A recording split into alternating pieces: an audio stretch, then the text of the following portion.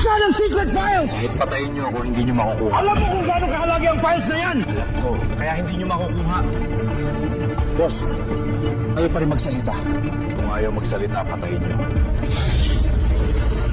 Patay ang kuryente! Hanapin niyo si Pedro!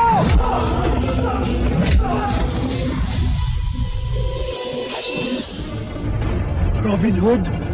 Mamaya na tayo mag-usap. Takbo! Walang lalabas dito ng buhay!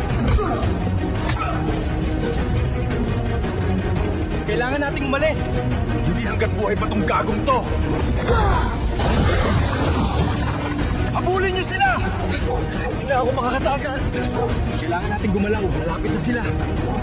Robin Hood! Tambol! Kilala mo siya? Matagal ko ng kaibigan. Nandoon sila! Hanapin niyo! Walang oras. May alam akong tagawan. Sumunod kayo! Dito muna kayo. Walang makakahanap sa inyo rin to.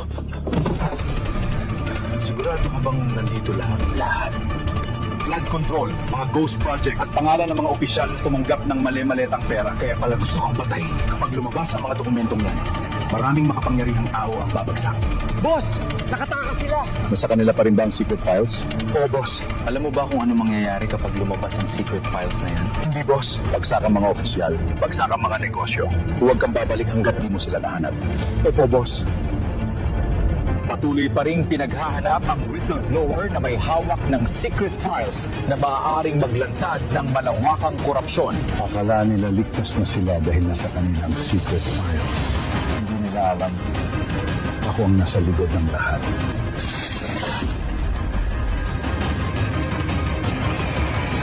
Boss, paano nyo nalaman kung nasaan sila? Dahil may traitor silang kasama.